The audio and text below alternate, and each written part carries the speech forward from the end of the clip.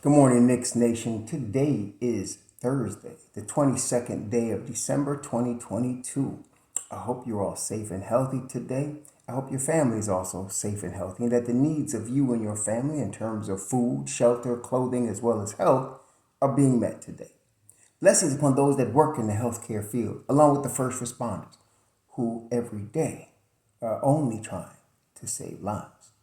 Those also that pick up garbage for us to keep our streets, sidewalks, highways, parks, buildings, stairwells clean.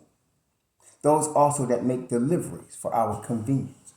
Double blessings upon the men and women that are out here trying to help rescue, deliver, and recover the teenagers and the children that are the victims of child molestation and pedophilia.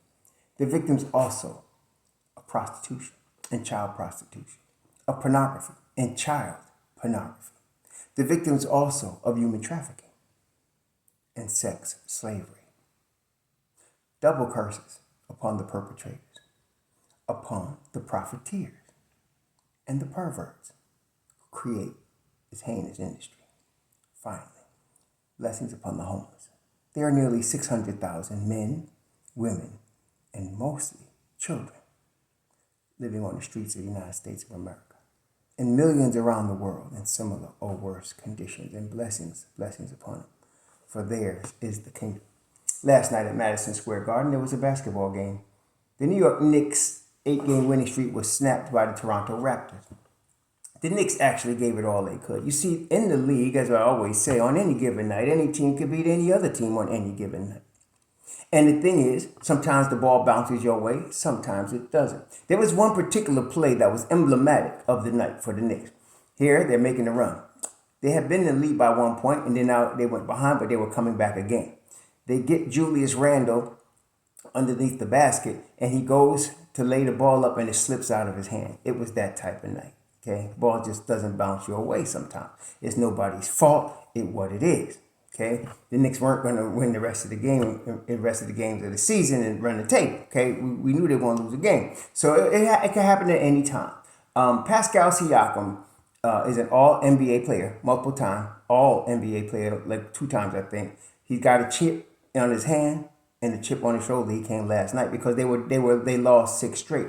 And then what I found as far as a subplot interesting in that game, Fred VanVleet and Jalen Brunson are like very similar, okay, as a player.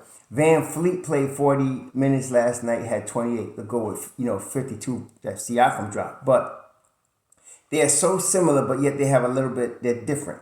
Fred VanVleet, everything he does, when you watch him, it looks like he's under control, he's cool, he's not trying. Whereas with Brunson, you can look at him and see he's a grinder. He's a tough cookie, you're going to have a hell to pay when you're dealing with him. So they're very similar in stature and they're very similar in position and how they run their position, but they're different. And Fred VanVleet was butter last night, man. He was 4 of 10 from 3, 10 of 24 from the field. I've been watching them because I knew we had to play them. He's always like that. I mean, very, very under control, very cool, hits big shots. He's an assassin. He ain't going to miss a big shot. Like Brunson, they're both assassins. And so it was interesting to watch that subplot. Siakam was going crazy. And look, no, Randall had trouble covering him. Sims had a little bit better, but Mitch Rob really had him on lock. Mitch Rob got kicked in the groin. He got kicked in the nuts, and that's what happened. That messed him up for the rest of the game. When he got kicked down there, that was it. But he was really, the next time we played them, I think that was a good move. It was an adjustment that Tibbs made for the first half. Randall was pretty much exclusively trying to guard Siakam, and it wasn't very successful. And it's not because Randall wasn't trying or not because he can't play defense. Siakam is a very, very tough dude. He's on that real cusp of superstar level because he is All NBA 2 times. You understand? This cat is really good. So, and he came with a chip on his shoulder last night because they had lost 6 straight and they was desperate, and it was just like that. So, is what it is, man. So at the halftime when Tibbs made the adjustment and put Mitch Rob on him, he wasn't scoring. He wasn't scoring at all, except when Mitch Rob was off of him. Then they can get a switch. So that's just something I keep in my mind for the next time we play them, because I don't believe that they're going to end up where they are now. I mean, I think they're too good of a team. So I'm looking at them right now, and they are in the 10th position. So if the playoffs were to start today, they'd be in the play-in against the Miami Heat. And I like their chances against the Heat. But I think they're too good. They're going to move up in the standings. I actually believe that the Hawks are a little bit overrated, and I think Toronto's overtaking them. It's going to be a dogfight between the Knicks, Philly, Miami, Toronto, and Indiana, to see who's in the play-in and who's getting into that top six. It's going to be a dogfight. And so top five or top six. It's going to be a dogfight. So I expect them. So we may see them again later on. I mean, not just regular season, but we may see them in the playoff. And I like the idea of Mitchell Robinson guarding Pascal Siakam. I like that idea. Now, Brunson did not necessarily play. No, he didn't play a good game last night. I mean, I'm just going to be honest with you. But you can't expect the dude, to come and drop 30 and drop dimes and don't have, any turnovers every night. That's ridiculous. And last night he had 5 turnovers, and that is totally uncharacteristic of Jalen Brunson. He does not turn the ball over that much. We've seen him in many games, 1 turnover, 0 turnover. So he did not have his best game. He shot 3 of 14, 0 of 3. I think really, honestly, it was just second night of back-to-back. Desperate team, a very good team that's desperate, with an all-NBA player leading them and another one that's Bergen All-Star in Van Fleet. So, it was just that night, man. It was what it is. We're not going to whine about going 8-1 in our last 9 games or 8-2 in our last 10. Okay? I think we are right. So, we got to get ready for Chicago. We went into Chicago and swept them. So they're going to want to really show that they can come back and beat us in the Garden. They're really going to want to do that. And I think they won. They just won a close game. Yes, they just beat the Hawks last night by 2 at the end. Looks like they got Ayu Dosunmu back. And so let's see what they had last night. Pat Will, DeRozan, Vucevic, Caruso was still starting as shooting guard. Zach LaVine shooting guard. They really didn't even go with a point guard. And they got, the kid from Arizona, Dalen Terry. Dosunmu played 34 minutes, though, last night. He played 34 minutes. I think he was on the floor at the end of the game. So they're going to come for blood. We really got to be ready for them when they come into New York tomorrow night. Now, we didn't have...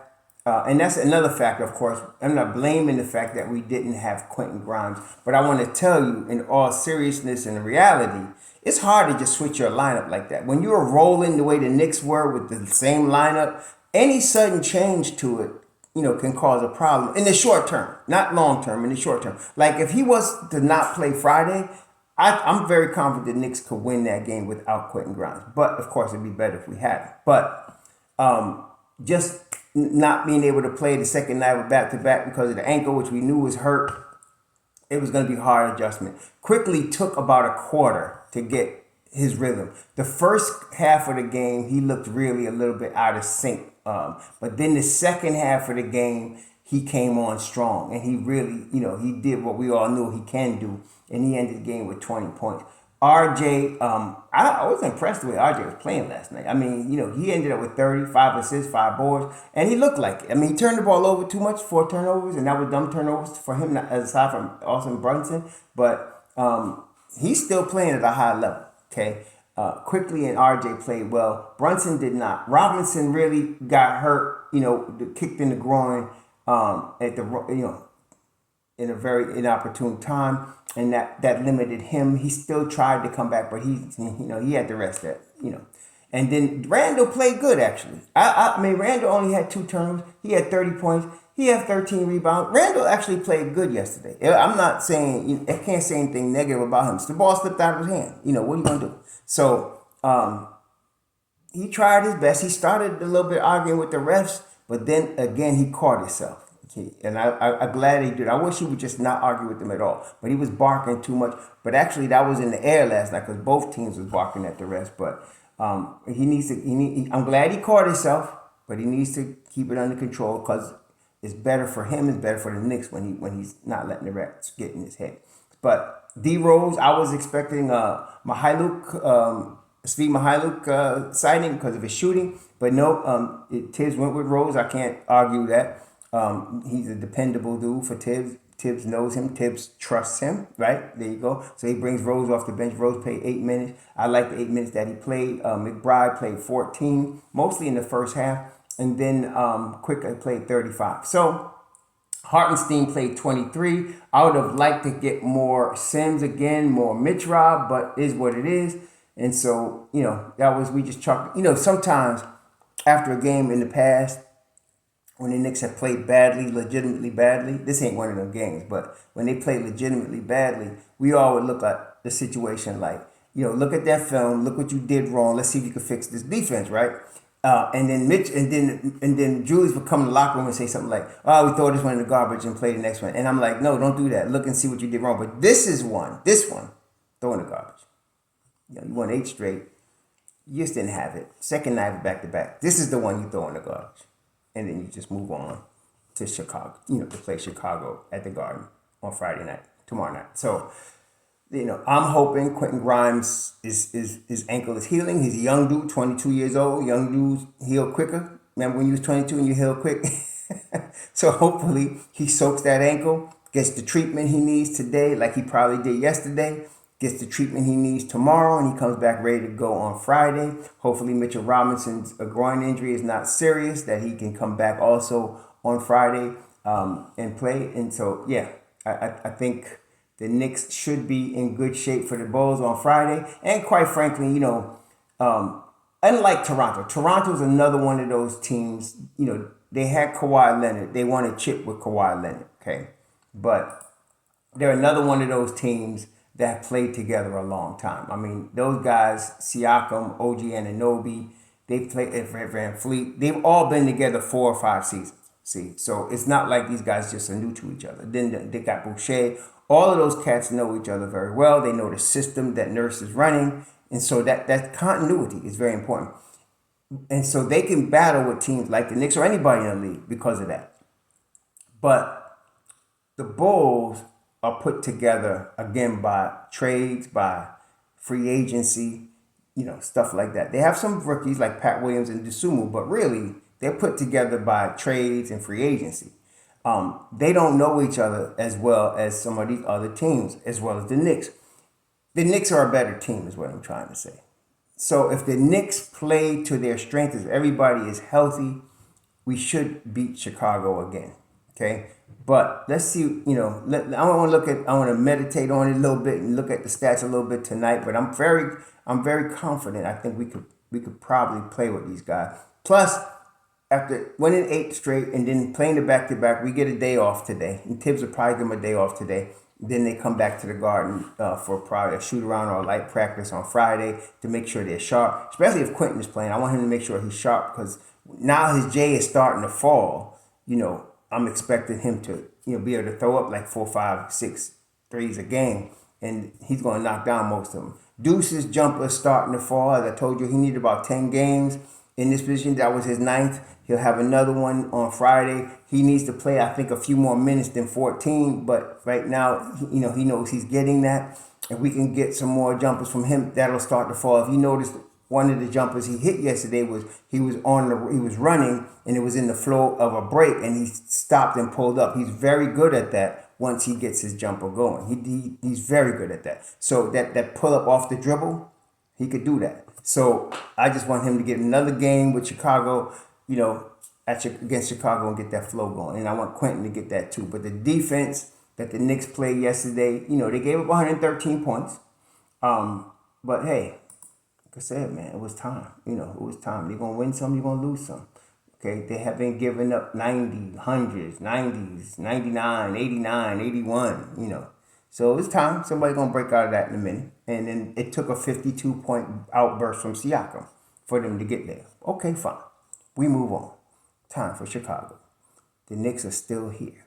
Not worried. Y'all enjoy your Thursday. Sure.